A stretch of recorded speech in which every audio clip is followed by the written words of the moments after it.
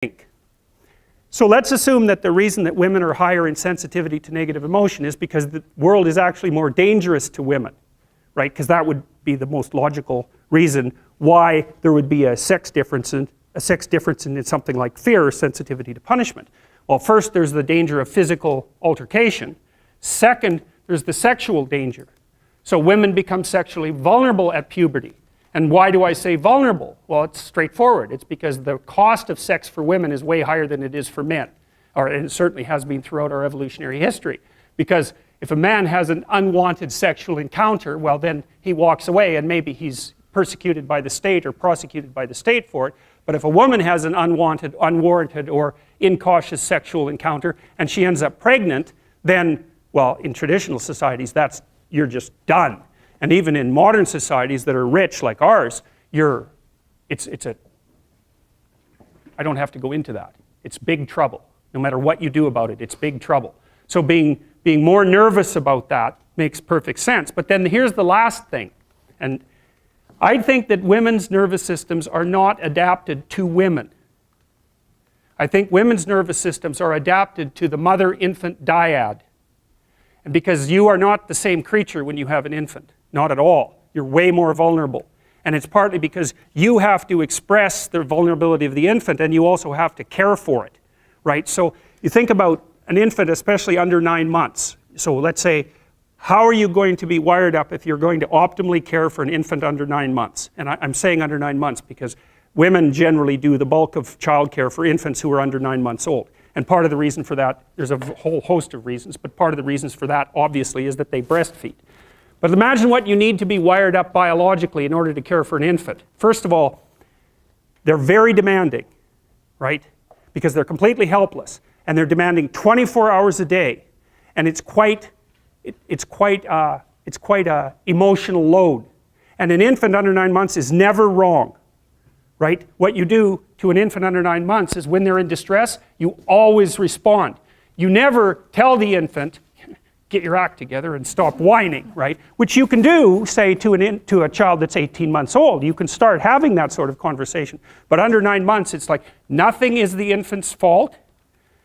It's surrounded in an extraordinarily threatening world, and you have to be responsive to what it needs, regardless of what you want, and you have to be very sensitive to the threats that emerge in the environment.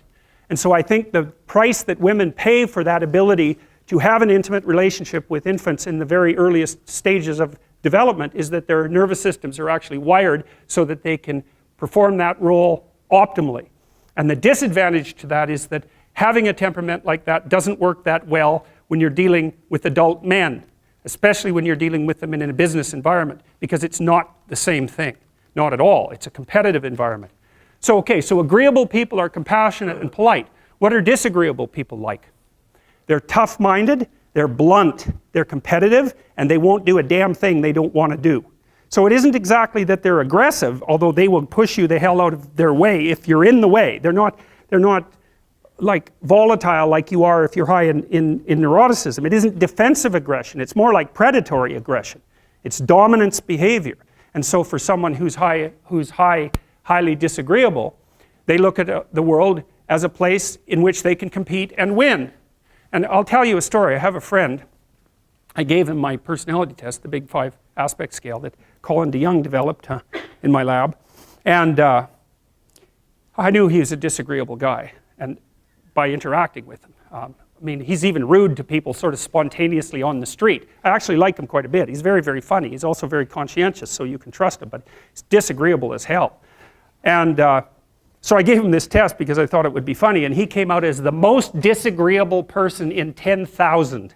So reasonable in compassion, about 30th percentile, but like 0.001 in politeness. So he's extraordinarily blunt, and he'll just say absolutely anything, no matter how horrible it is. And he was often brought into corporations to sort of clean them up. So if a corporation was tilting and not doing well, they'd bring him in to find out who the useless people were and fire them. And I talked to him about that because I've had the opportunity to have to not have graduate students in my lab, for example, that weren't performing well, and I find it very, very difficult to, dress someone down, and certainly difficult to fire them. I just hate it because I'm actually quite an agreeable person, much to my chagrin. And I asked him about that, and I said, well, what do? You have to fire people all the time. How do you handle that? He says, handle it? I enjoy it. And I thought, wow, that's so interesting that someone would have that response. I said, well, what do you mean you enjoy it? He said, look, I go into these companies and I analyze the performance of groups of people, right? And in those groups, there are people who are really striving, really trying hard and working themselves really hard and being productive. And then there's these people that are just doing nothing. They're completely in the way. They don't carry their weight at all. They take advantage every chance they get. And they're always whining about why they can't work. It's like, I find out who they are, I call them into my office, and I tell them exactly what they've been doing. It's like, hit the road, buddy. You've had your run of it. And I thought, oh yeah, okay, fair enough.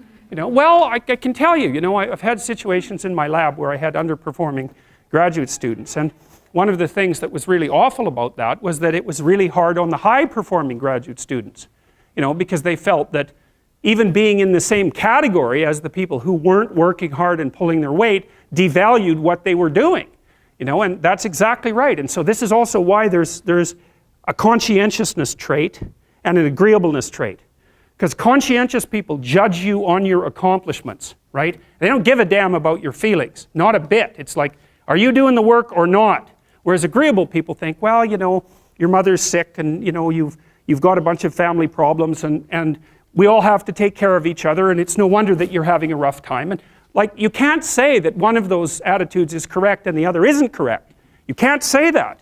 There wouldn't be those two dimensions if there wasn't something correct about both of them.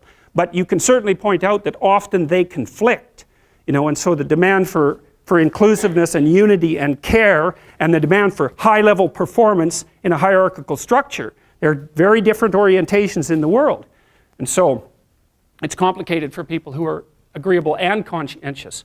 And actually, I think often that large corporations and large institutions of any sort run on the unheralded labor of people who are high in agreeableness and high in conscientiousness, and they're disproportionately women.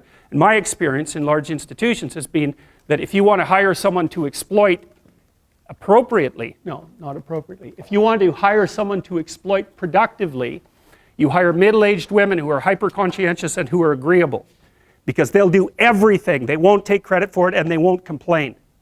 And that's nasty, and I think that happens all the time. And so one of the things you have to be careful of if you're agreeable is not to be exploited, because you'll line up to be exploited. And I think the reason for that is because you're wired to be exploited by infants. And so that just doesn't work so well in that actual world. And one of the things that happens very often in psychotherapy, people come to psychotherapy for multiple reasons, but one of them is they often come because they're too agreeable. And so what they get is so-called assertiveness training, although it's not exactly assertiveness that's being trained. What it is the ability to learn how to negotiate on your own behalf. And one of the things I tell agreeable people, especially if they're conscientious, is say what you think. Tell the truth about what you think. There's going to be things you think that you think are nasty and harsh. And they probably are nasty and harsh, but they're also probably true. And you need to bring those up to the forefront and deliver the message. And it's not straightforward at all, because agreeable people do not like conflict. Not at all. They smooth the water. And you can see why that is in accordance with the hypothesis that I've been putting forward. You don't want conflict around infants. It's too damn dangerous. You don't want fights to break out. You don't want anything to disturb the relative peace. And if you're also more prone to being hurt physically and perhaps emotionally, you also may be loath to engage in the kind of high-intensity conflict that will solve problems in the short term, because it takes a lot of conflict to solve problems in the short term. And if that can spiral up to where it's dangerous, which it can if it gets uncontrolled, it might be safer in the short term to keep the waters smooth and to not delve into those situations where conflict emerges. The problem with that is it's not a very good medium to long-term strategy, right? Because lots of times there are things you have to talk about because they're not going to go away. And so partly what you do with agreeable people is you get them to figure out, and they have a hard time with this too. If you ask a disagreeable person what he wants, say, or she wants, they'll tell you right away. They know. It's like, this is what I want and this is how I'm going to get it. But agreeable people, especially if they're really agreeable, are so agreeable that they often don't even know what they want, because they're so accustomed to living for other people and to finding out what other people want and to trying to make them comfortable and so forth, that it's harder for them to find a sense of their own desires as they move through life. And that's not, look, there's situations where that's advantageous, but it's certainly not advantageous if you're going to try to forge yourself a career. That just doesn't work at all. So